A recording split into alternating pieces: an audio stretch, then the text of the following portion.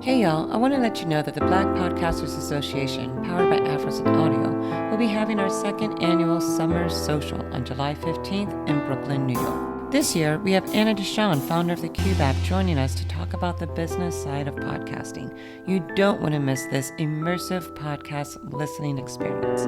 Be sure to follow Black Podcasters Association and Mproper on Instagram for more information. It is very much kind of like a mob mentality, kind of not merely mob mentality, because, I know lots of people with different Caribbean heritage, and there is certainly, I think, a way that parades and festivals occur that is celebrating and everyone's used to it. And this is, yes, we're all having fun.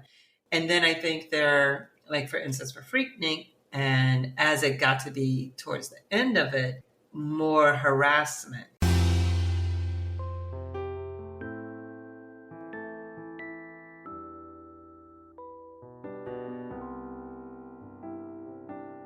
Welcome everyone to Improper Mimi, where we love to talk about things that empower us at home, work, and play. Today, I think we're going to do a little bit of all of that. I think we're going to chat about whatever's happening in the world, whatever's happening at home, work, or play. So, I will let my lovely guests introduce themselves to you today so we can all know who we're going to chat with. Awesome. Thank you so much, Mimi. So yes, I'm Kiebpoli Calnek. I use pronouns they, them. I am from New York City, born in the Bronx, grew up in Manhattan, and now I live in Brooklyn. Whoop, whoop. I too live in Brooklyn, yes. And this is where all the fabulousness begins. Absolutely, absolutely. Yeah, so we met, I would say, with the Black Podcasters Association. That's right. It was like seeing you across the room, and you're just so fabulous, and then I was fabulous, and then we were fabulous, and I think our energy is just so great. And I was like, you know what? We need to do an episode together. Yes. I love it. And I appreciate it so much. And podcasting is very new for me. And so when I learned about Black podcasters, I was like, oh, clearly this is where I need to be. These are the people who are going to help me learn what this world is like and just meet everyone. And yes, your energy was so fresh. You just lit up the room, and then you moderated a discussion that was like fascinating, and the guests just varied and interesting. Yeah. And so I'm really glad that we have this time right now to chat it up. One thing we were chatting about already that we were talking about was documentary that is coming to Hulu about FreakNik. Now, some may ask, what is FreakNik? How would you describe it? It's a party. It's a neighborhood block party, not a neighborhood block party because it was really with HBCUs. But so we did not go to FreakNik. Did you go to FreakNik? No. Okay, I didn't go to FreakNik either. So there is no footage of us at FreakNik. But I think that we are here for watching it. Are you? You think you want to watch this? Oh, absolutely. I am here for it. I want to know what happened. I want to know. I want to see. I want to feel it. I'm just really curious about what the spin is going to be. There's so many different avenues that I'm curious about it. There is the documentary, like Woodstock or like the civil rights and like Martin Luther King marching down the street. I want to know like what happened that day. Why did it start? How much fun was it? Who performed? What entertainment there was? But there's also that special victims unit portion of it. Right now, there's a lot of like Black women who are not wanting this documentary to come out. But we don't hear a lot from Black men not wanting this documentary to come out. And dare we say, is that because they know there's no repercussions for them, perhaps, in this society today? Absolutely. I mean, I think you hit the nail on the head. I think that's exactly what it is. With the patriarchy running the show, men are like, they high five each other, but then they're quick to diminish a woman and very quick to, call them names, disparaging terms, as if they weren't they weren't an equal partner in the actual FreakNik of it all. Exactly. Right. Exactly. Everybody was a freak up in there. There shouldn't be any separation of gender. Women shouldn't be scared that they're going to be losing their jobs or somebody's going to think they're a hoe or a exactly. Now. With the announcement that this documentary is coming out, there's been a lot more on Twitter. Like there's been videos popping up of grainy footage from back then when people had their VHS tapes, right? Remember those? Now the videos are coming out. We're going to see what all the hubbubaloo is about. And I had to stop watching some of those videos because it was just kind of triggering, like women running through like a parking lot, trying to get away from like dudes. But then there's always these stories of there was one dude, he like kind of blocked the woman from the rest of the crowd. Or there was, someone who would shout police and then like the crowd would scatter and then that person would be safe. So there's definitely all kind of history here that I am interested in.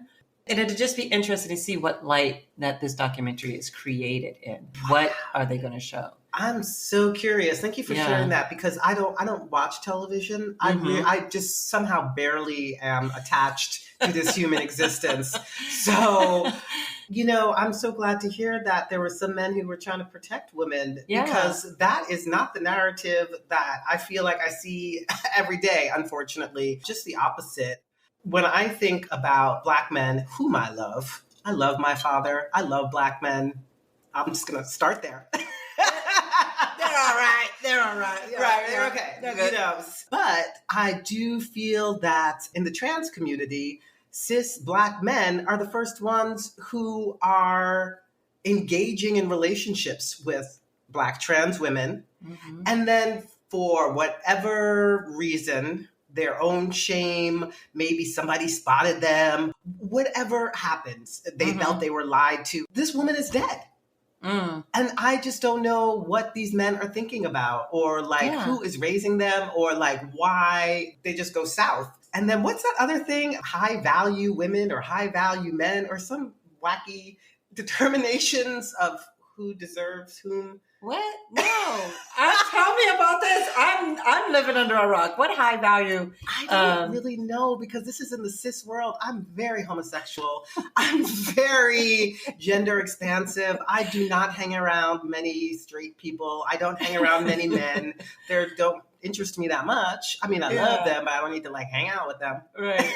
Because they don't always have, like their senses about them. They really don't. So then I'm high value. Like, absolutely. We're going to set our own value. Of course we're high value. That part. Who is setting these values? Who is saying who is higher than another person? It just feels like, are some women scared that they're going to lose their job or something? When the FreakNik talk comes out, because we're not supposed to be sexual beings. Like, we're not allowed to be full rounded individuals with needs. And you know what I mean? Yeah. And I'm quite sure if we look at some CEOs, some white CEOs, who maybe did summers in like Lake George, right? I live in New York now, so I have to know like the spots that people go to. I don't know if Lake George is one of those. I have not been there, but these white, CEOs have grown up and they've had mommy or daddy like either sweep things under the rug for them, like mistakes that they had growing up or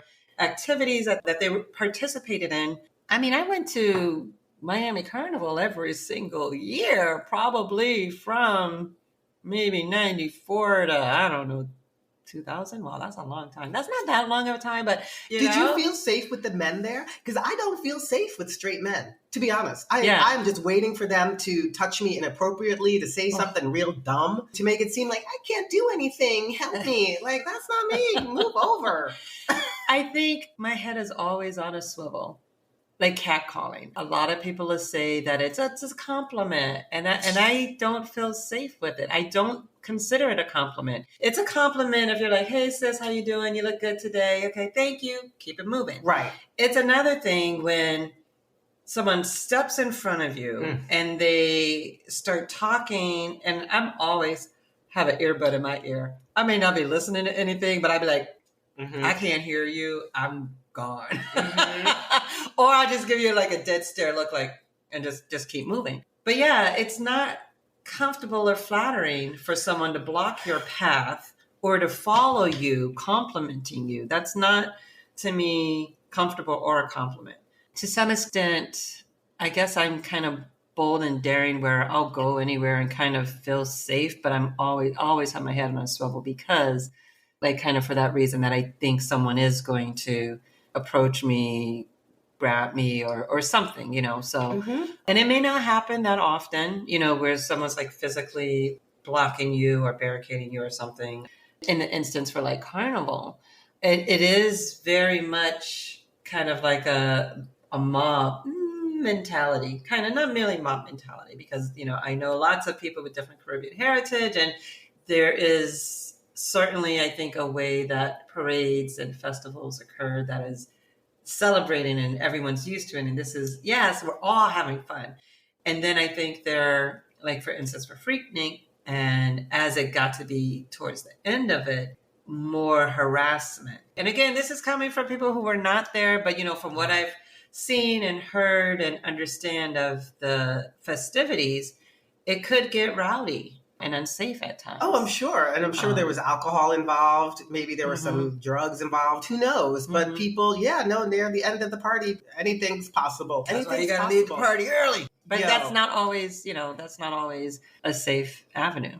Even talking about where it gets a little rowdy and unsafe, even sexual assault can happen anytime, any place, anywhere. Truly. Constantly keeping heads on swivels when around different people. That's so disappointing. I just really feel like because the society treats men to a different standard, that there are no repercussions, or the repercussions are very slight. And I think that's across race. So let's just be really clear. I think this is definitely like a gendered kind of thing. But that's an issue. And it's so interesting. So I just said I'm not really hanging out with men. But I was in New Orleans. Have you ever been there? Oh, I have. I've been there once, and it was best thing ever. So I've been there once, twice, and the first time I was there for like a month. So I got to spend some time there. Yeah. Honey, I wanted to be the mayor. There was a rain event that happened, and I was screaming at the politicians through the, I was very invested in the community already after being there a week. But interestingly enough, I don't know what it is, but the Black men there, they are the kindest, most respectful. I'm going to say something that, I'm not recommending people do. That's all right. It's improper. It's improper maybe. It's okay. And I go on vibes. I'm half a century old, so I have... Hey, looking good.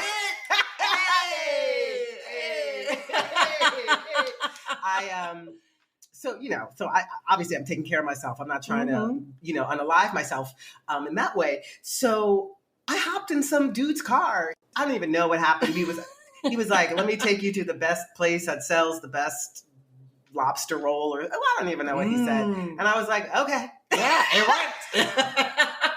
I can't even tell you, this man was such a gentleman. Nice. And that's what gives me hope. Right. There are beautiful humans out there. There's beautiful men out there. And the ones that are messing it up for you, they are messing it up for you. Collect your men. That's right. Protect your women. Protect people who need protection. Black trans women need protection. They need love. They, need care. And if you have a friend that is saying some disparaging things and that ain't right, please speak up. It starts with you. It really does. This is the things we teach our kids, right? If you don't got something nice to say, don't say anything at all. We encourage them to ask questions. We try to tell them the truth, but it starts with you. So exactly, when you see someone harming or harassing or treating someone ill, it doesn't matter what their heritage is from, where they're from or anything like that. We want you to treat everyone with respect and check your brothers. We love our Black men, and we want you to check your brothers. Yes. Oh my goodness. I love the theater. I'm a theater person. We get to go to some shows. We do. I just saw Fat Ham. Did you see Fat Ham? It's on my list. Yes. Please go see it. Yes. It is so brilliant. Oh, wow. It's very, very well done on many different levels. Yeah. I went to a special evening where there was a talk back with the playwright and the director, and it was really special. And so we were sitting at these tables, and apparently I had sat down in a place where some man was sitting before, but I didn't know that because there was nothing on the chair, and there was no indication that any human was at this table. So we just sat down, right? Yeah. So when he came back, he wanted to sit down, and I was like, okay, no, I'm sitting here, right? And then he's like points to his bag, and he like points like really close to my face, and I remember like looking at his finger, and I like pick up his bag, and I'm like, here you go. And his friend, this woman, starts kind of yelling at me like, I can't believe you're so rude, and you're not going to get up, and we were here. And let me tell you, this white man who we were sitting at the table with, I went with a friend of mine, defended me. Oh, yes. And was like, lady, no. And man who was sitting there, but nobody knew you were sitting there because your bag wasn't even on the chair. It was like hidden under the table. Who does that? Like, no, this is not okay. And I was just thinking to myself, oh, wait a minute. Is the world changing? Wait a minute. Is this progress? Yeah. This is beautiful. No, it could have been a racial thing. It could have been a sex thing. It could have been a gender thing. You know, we could have gone all the directions, but it was just like, what you're saying is wrong. This person is right. We are all witnesses. Makes sense. Yeah. Take a seat, lady. Yeah. I just want to, I don't know your name, sir, but I want to thank you because I sometimes lose faith in humanity. I see the news through social media or however I'm getting the news through my friends. You know, I'm fearful for what's happening, you know, in terms of, you know, so much anti-Blackness, so much anti-trans legislation. So, you know, in small ways, we are connecting and realizing that we're like a big village, y'all. Man, it don't get more villagey than this. I mean, we're living in the same neighborhoods, same grocery stores. We may have different things in our grocery stores, you know, but that's a whole nother topic. You know, we all want healthy food and vegetables and stuff like that in all of our grocery stores, easily accessible. We need that good food. The intersectionality of, like we say, trans, race, gender, everything is connected. When I see people forming these lines or barriers against each other, it's like, I don't know what you're doing, because at the end of the day, we're all facing the same thing at the end of the day, whether it's waking up and breathing some pollution. Oh my gosh.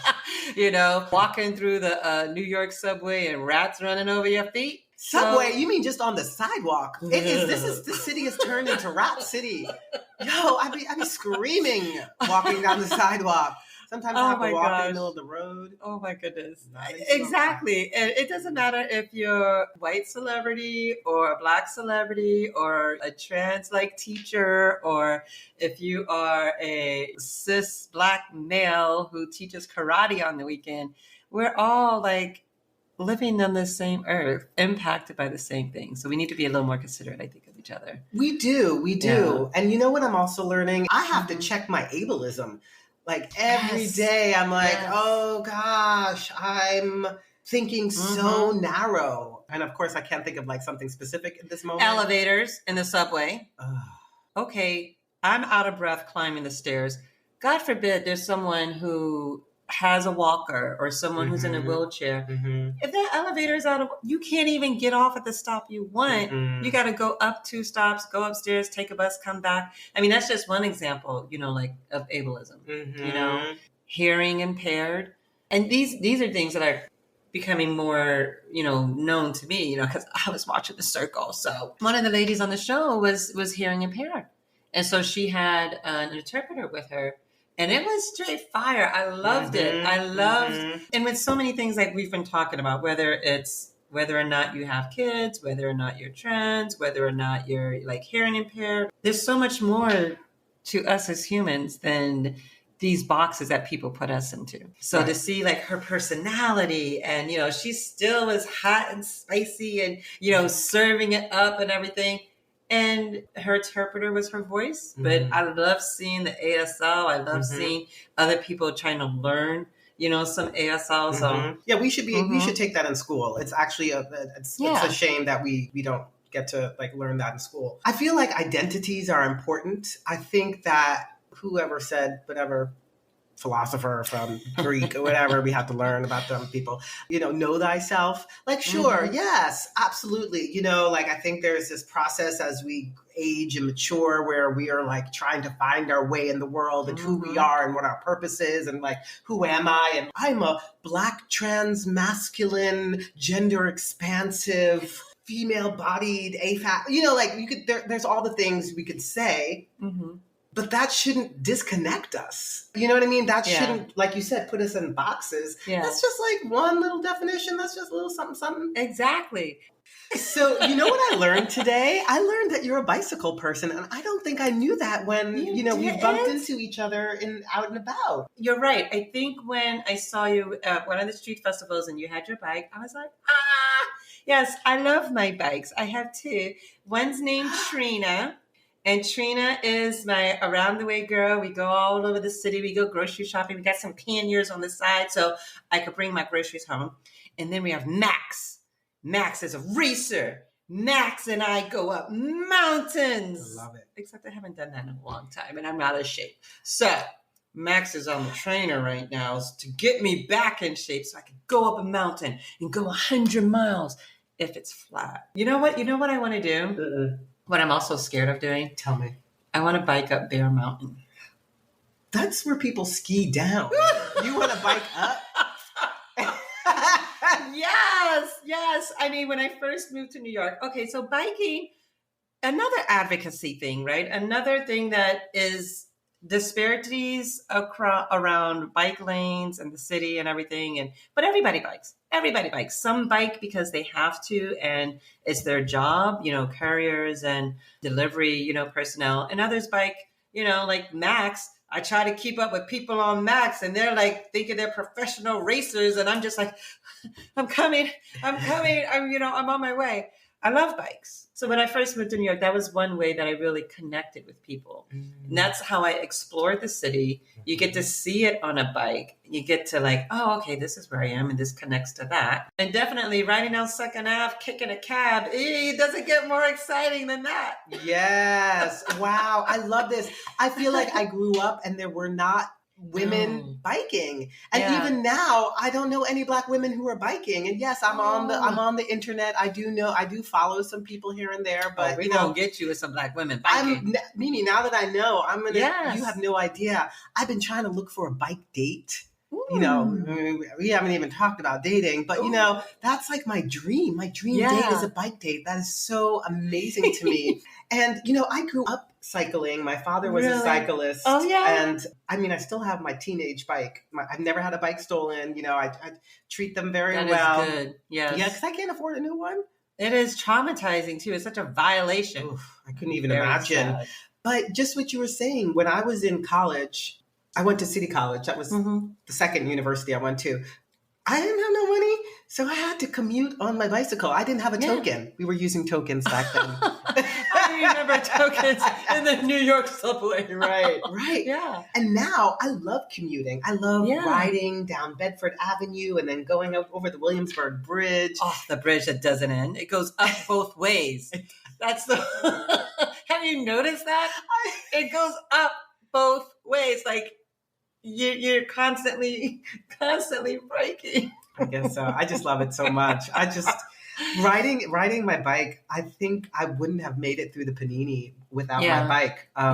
Because that was the way we could isolate but still be free and get outside. So I would tell my friends, let's ride our bikes to. We would ride to Reese Beach. Oh, so we would go to the beach, and my friends were like, "I've never done this before. What's going? This is the longest bike ride I've ever had." I'm like, "It's flat, y'all. It's flat." And then we end at the beach, so we just take off our clothes and jump in the water. It's like a whole thing.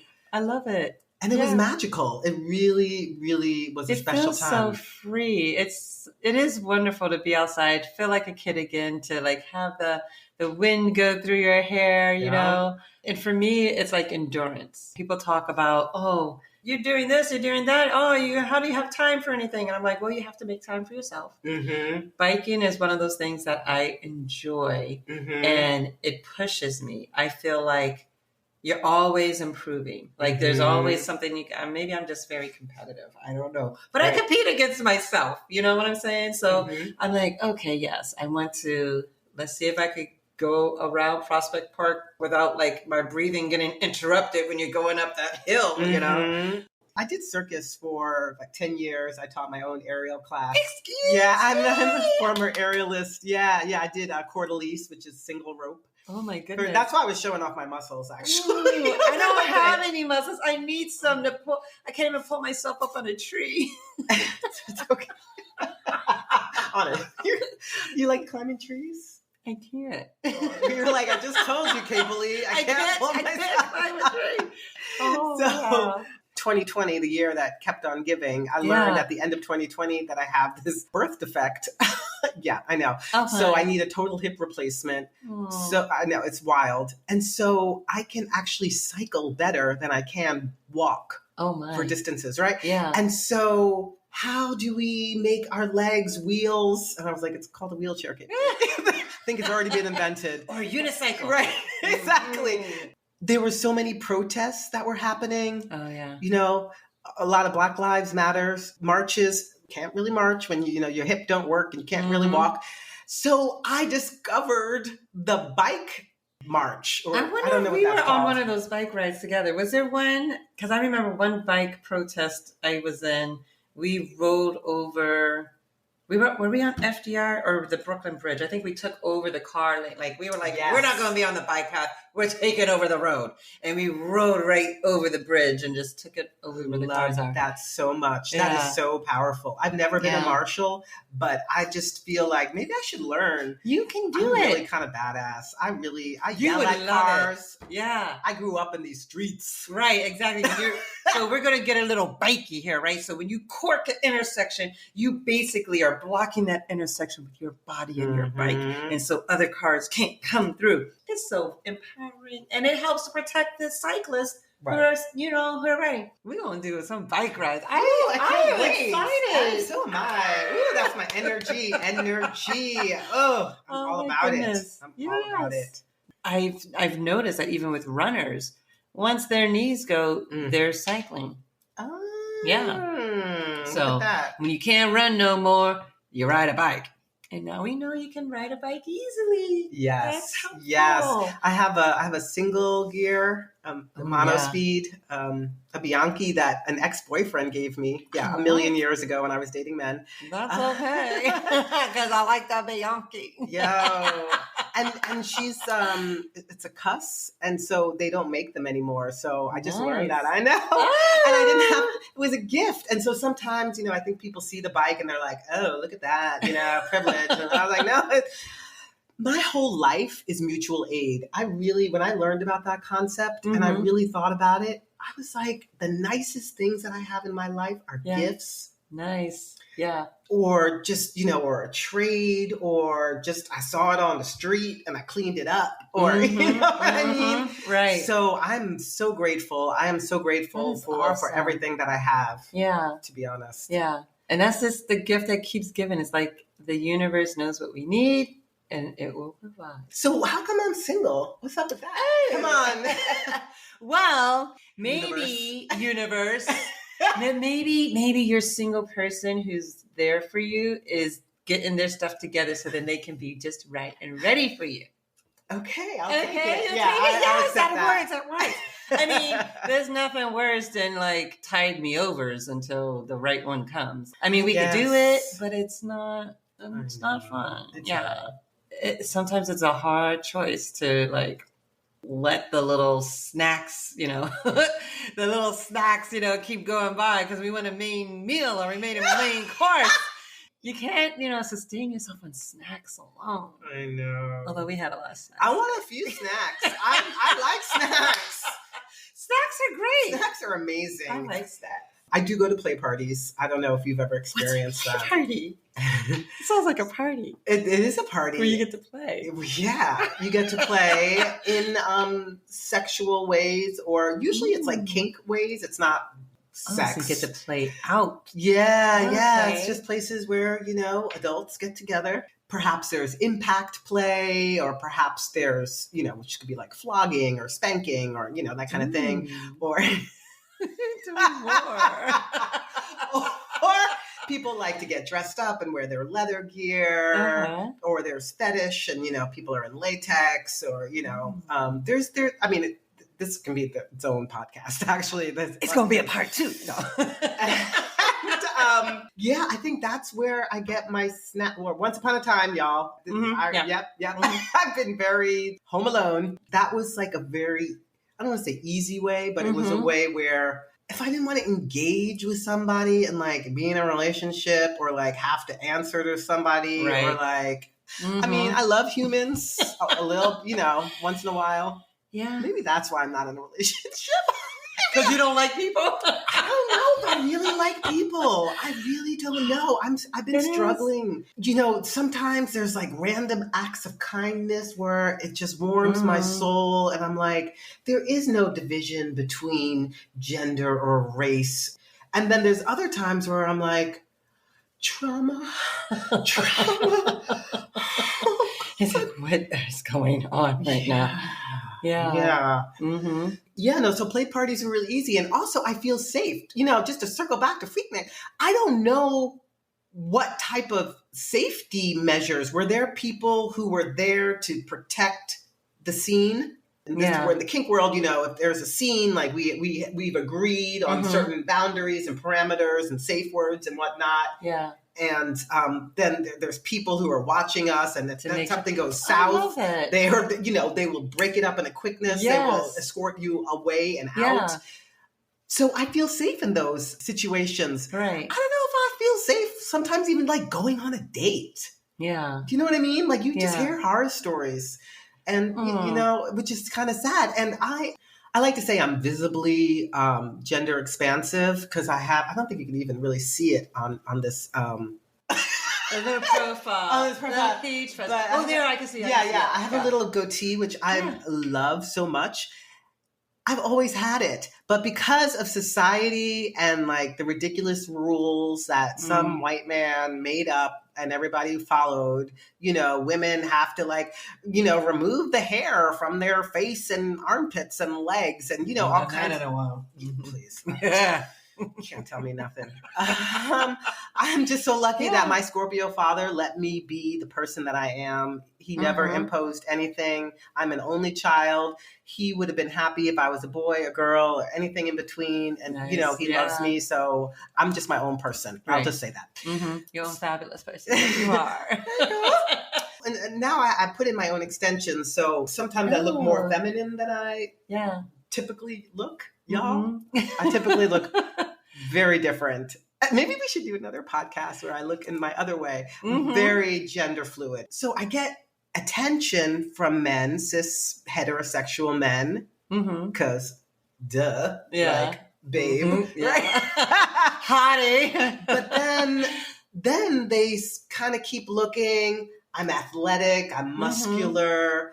I walk with a swagger. I don't minimize myself that women I think are trained to do. I got a little peach fuzz on my lip. I got my gorgeous goatee. And then, they were like, hey baby. And then you could just see like the disgust kind of like the cloud the going click, over and then there, the cloud.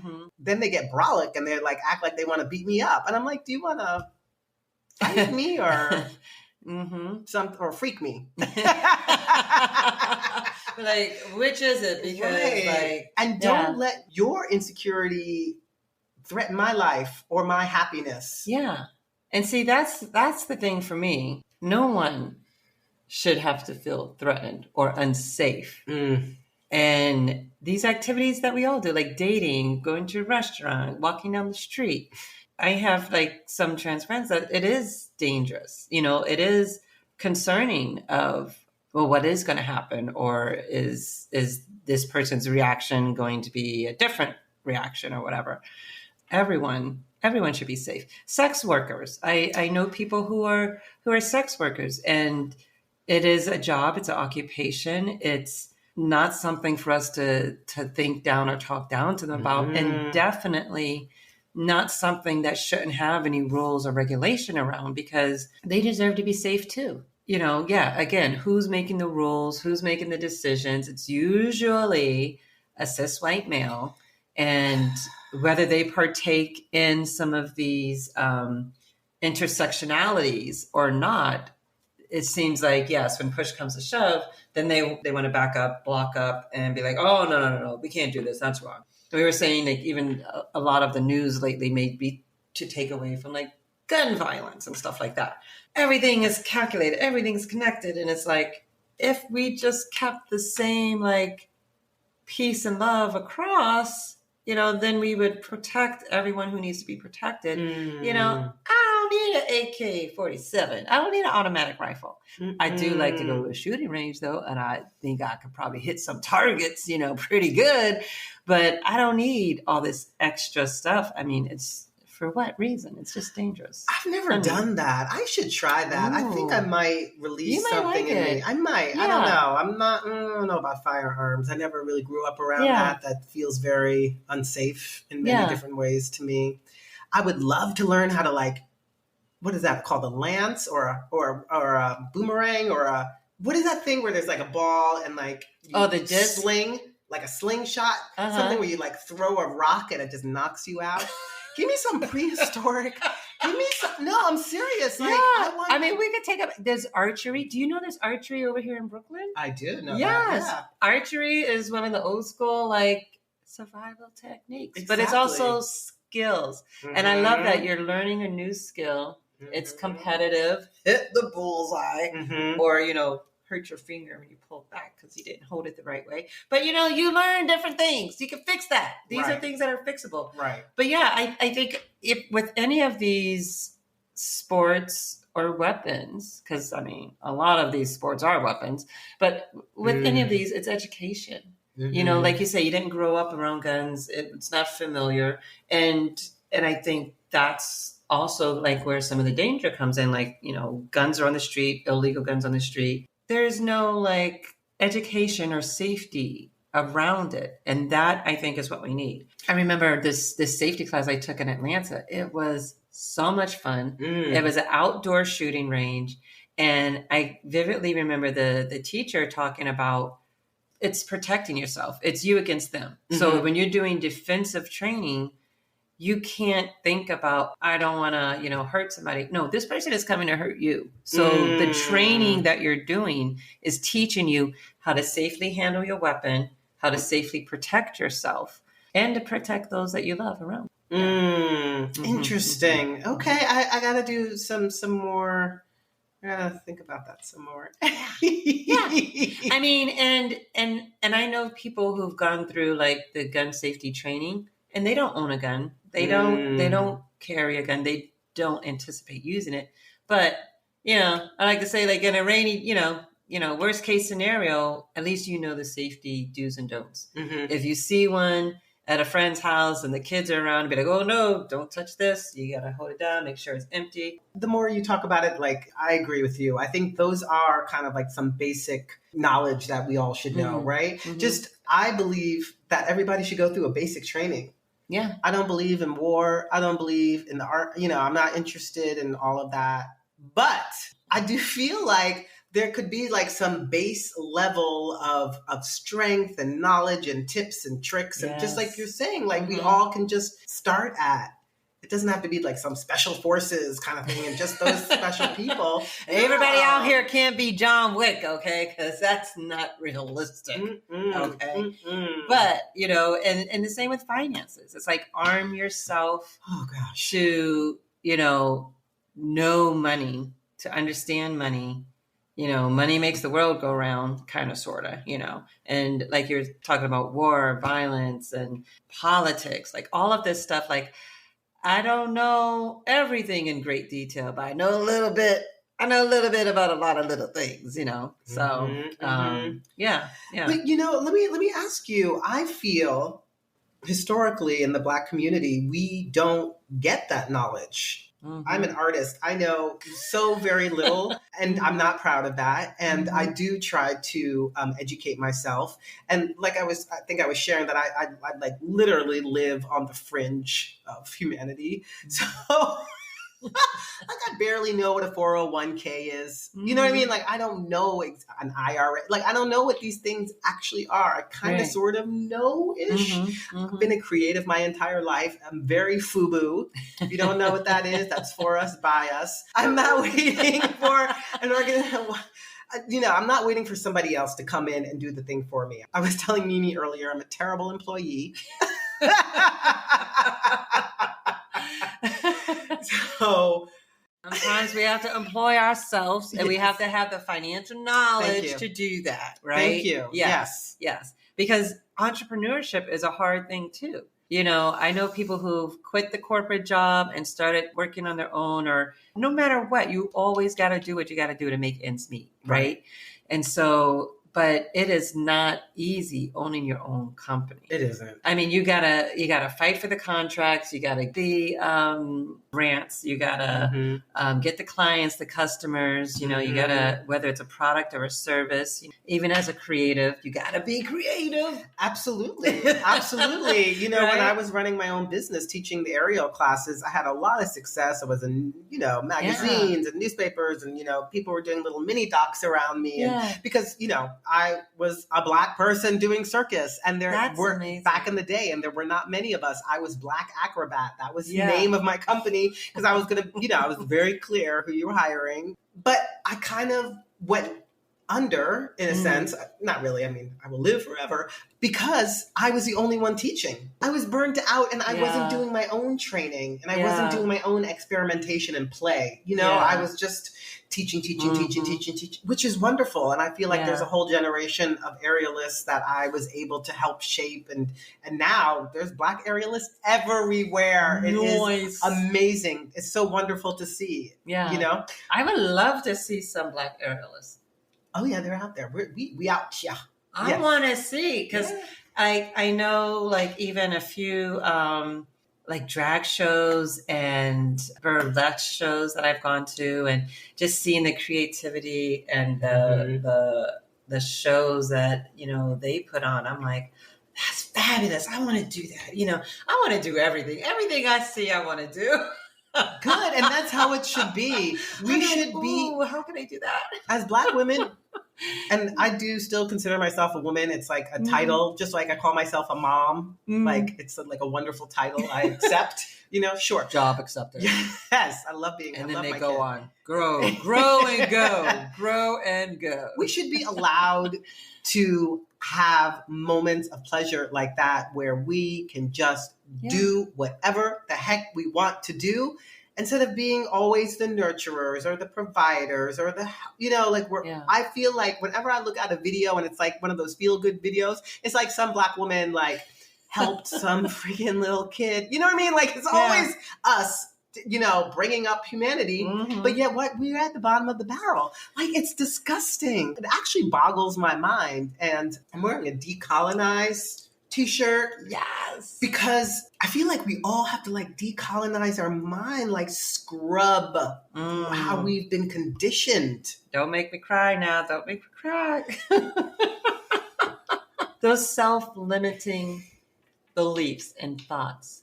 I mean, they're ingrained and beat into us through society, through media. It is a real activity for your mind to erase that and to let yourself be free and allow yourself to enjoy things around you. We deserve it. We do. And I really, there's an organization, Rest for Resistance. I love that so much. I'm going to have to look them up. I'm going to find the link and I'm going to put it down here so everybody can find it. Rest for Resistance. Yes, that's so powerful. I don't have to show up with my fist raised to let you know that I'm a freedom fighter. I can take a nap. I could lie down. I used to think naps were of the devil. Who told you that? There's something to do. There's always something to do. You can be doing something. You have to be. Shit. I took a nap and I work from home now, so I could take a nap sometimes during the day. So fascinating. That panini really changed up society. We were able to stay at home, change the energy around our work cycles, and realize we could actually do stuff from home in comfort of our own surroundings. You mean I don't have to be up 24 hours a day? I mean, I still only get like 6 hours of sleep, but that's good for me. That is an improvement. That is an improvement. That's good. I get less than you. Probably. Yeah, I don't sleep anymore. No. That's a whole nother thing. I don't know. Yeah. We'll have to come back to that one. Yeah. we need to take care of ourselves. We do. And I do.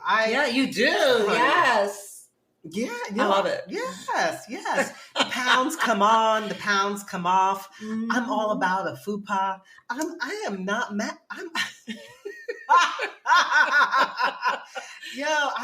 I'm so body positive that when people hang out with me, they all of a sudden are not wearing clothes. I'm like, exactly. Clothes. We've been conditioned to wear clothes. Like a nude beach. Clothes are so constricting. It's so constricting. And again, I think that because women tend to feel unsafe every day because of men who somehow don't know how to control themselves. Like, come on, like, really, what's wrong with y'all? Yeah. Like, I actually am concerned. They can't even control themselves and not pee on the side of the street.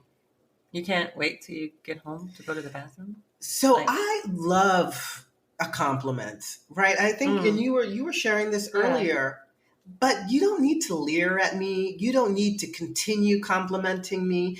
When I say thank you and I keep it moving, you should keep it moving too. That's the cue. Yep, that's the cue. If someone's not returning your energy, why are you going to force them? Yeah. What are you trying to prove? Are you that insecure? Mm-hmm. You look like a fool, like an imbecile. No, it's like it really boggles my mind because it's literally the opposite of, I think, of how some men think they're presenting. Yeah. My thought process is also that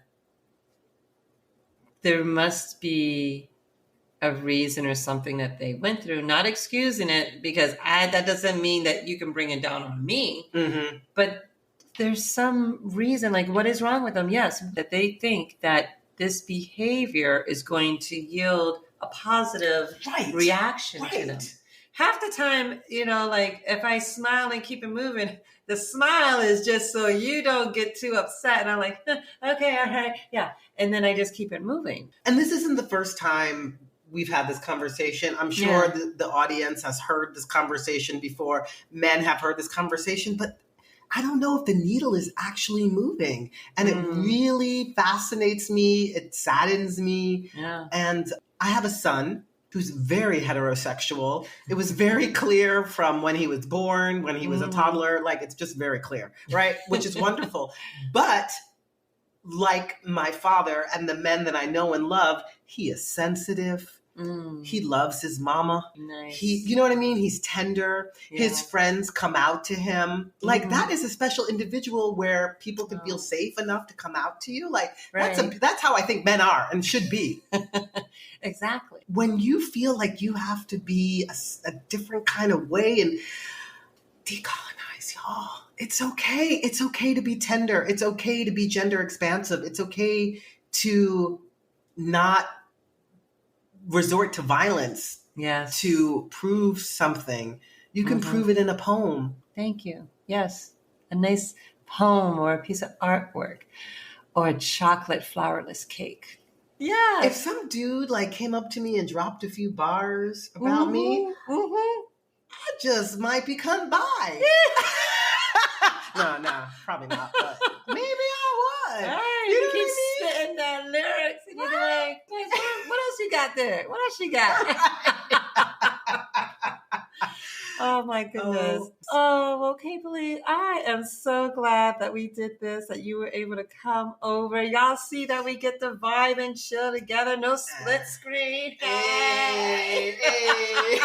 You are amazing, Mimi. This I has love been you. so Yes. special. I love you as well. We're going to have so much fun. I can't wait for the bike ride. And apparently we're going to go dancing too. Honey, and I guess I need to tell you about these play parties also. I think so. I think I might like to know about them. Yeah, I'm all maybe. about rules and organization. So. Oh, okay. Boundaries. Boundaries. Right? Consent. I'm all about boundaries. Yes, boundaries and consent. Very Yes. important, y'all. I'm learning something new. Okay, yes. Well, everybody, thank you again for listening to Improper Mimi, where we talk about things that empower us at home, work, and play.